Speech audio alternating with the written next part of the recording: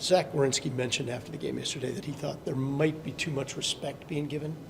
Do you see any of that, too much respect given to other teams, and maybe should feel a little more respect for yourself and going after it? Yeah, no, yes. So we're trying to prepare as a team and knowing what they're good at and what we can expose and their weaknesses. Everybody has weaknesses.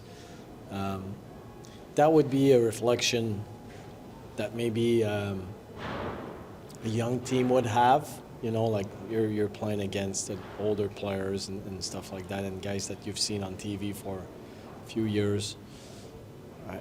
That makes sense. Like Zach is a real smart man, and if that's something he feels, I can understand why he's saying that, and it's on us. Like I want a team that, and I think we're gonna get there. That we're going out there and we want to own the other team. We want to force them to play at our pace. We want to force them to make perfect plays to beat us.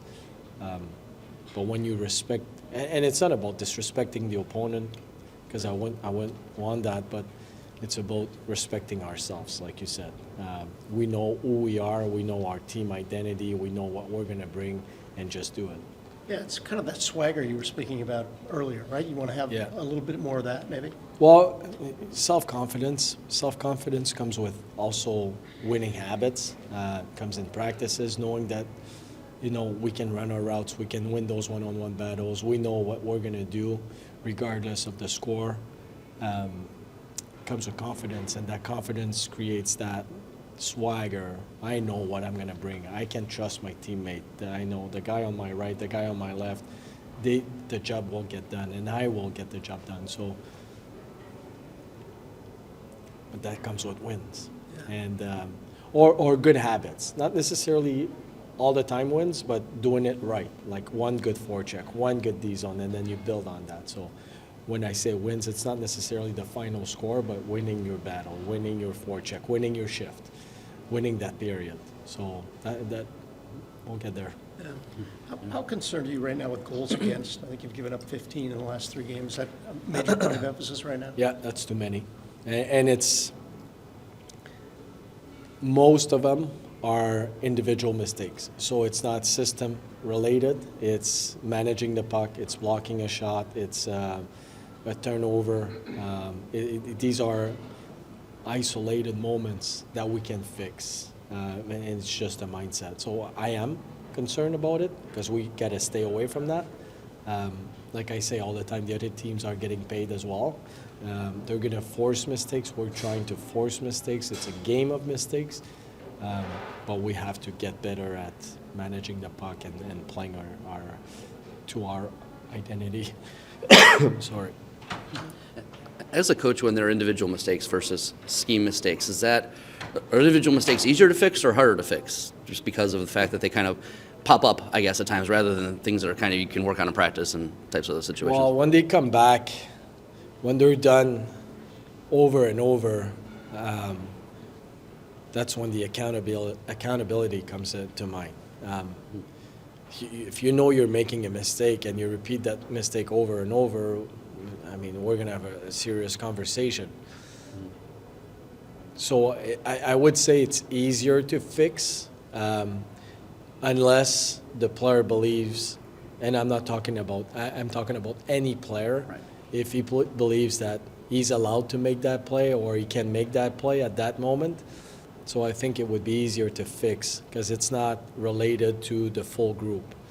So I think those mistakes comes down to, and I think a skill that we don't really talk about is self-evaluation.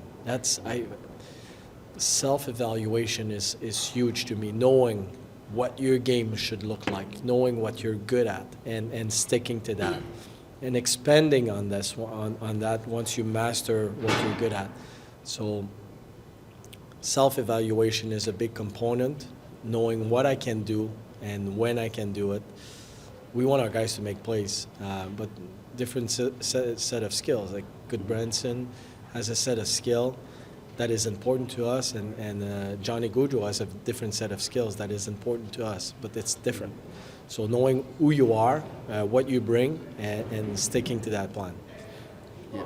What makes this Fantilli, Voronkov, Marchenko connection work so well right now? It's Fantilov. It's not. It's Voronkov comes from a winning background.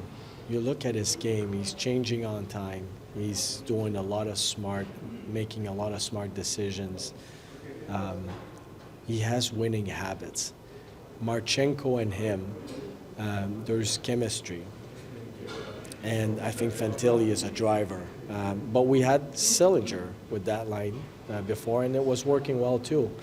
So I think those two guys work really well together, different skill set, but they complement each other. And I think Fantilli is in a position to take advantage of that, but also add to those two with his speed and his physicality and his ability to win puck battles. I think there's a good mix between the three of them. Any lineup changes tonight? Well, yes, we have a few, but I still, we're going to skate some guys this morning, but I still got to talk to the medical staff and the trainers. We're going to decide that at the game. But Elvis is going to be in the net, for sure. Okay, All right. great. Playing 24 hours after a game like last night, we always ask in the locker room, are you looking forward to the fact that you're getting right back on the ice, right? We always ask that question. So when you do get right back on the ice, what's the focus? What do you try to erase from the previous game? I mean, you can't dwell on the past too much. Obviously, you look forward to the day and the task at hand, but when you win a game, you want to carry the momentum, and when you lose a game, you want to bounce back. It's really, that's all it is, and this league is all about winning. Every day you try to get better, win hockey games, and that's what we're here for. So we have a chance again tonight. It's a good thing you don't have to dwell on it. The worst is, when you play a game and you don't play well and you lose, and you have 2-3 days off to think about it, and you have to, you just want to get right back out there. So tonight's one of those nights we have a chance. We lost last night, close game, game we felt like we should have, probably done better at, but we have a chance to bounce right back tonight in New York and then go home hopefully with a victory, and then it makes our day off tomorrow better. Yeah, absolutely. Goals against in the last 3 games are probably not where you guys want it. What can you do to limit some opportunities for the opposition? Little things here and there. Whether it's just details, communication, little assignment stuff, just being in the right positions. It's kind of a little this, little of that. It's almost just like, it's not a huge glaring issue. It's just a little small details of positioning and things. And like I said, if there was like a common theme where we were getting scored on in the same spots every time, then that would be the big issue. But it's just kind of little issues here, little issues there, and we can easily fix that. It's just a matter of being committed to do it.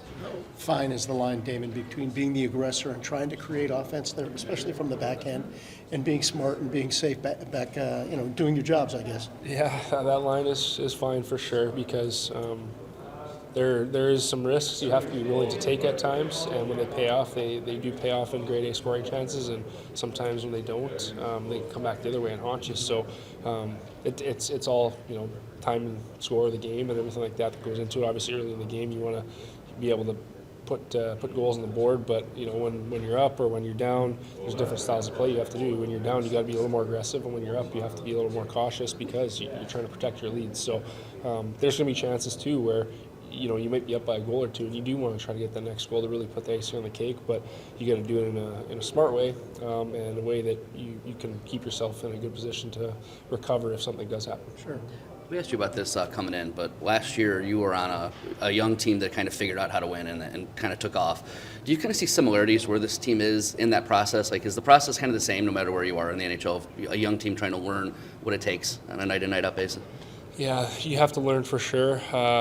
We had a lot of tough years there, and I was through some fun years as well. There was a couple playoff years where we figured out what we had to do to be successful, and across the river last year was one of those years where early on we had such a good start, and you carry that momentum, you figure out how to win, and it's going to make you successful, and it's not even going to be somebody carrying your team. It is a team effort, so your bottom end guys, your third, fourth line guys might have to chip in offensively in certain nights. Your high end guys are expected to score every night, expected to do the damage, but it is a team effort. You might need your goalie more than normal. You might need your defense more than normal. You might have to get offense from your defenseman, and everyone's got to be pulling their weight, and that's just what makes your team successful. Is every single player being important and being included in being a successful team. Right.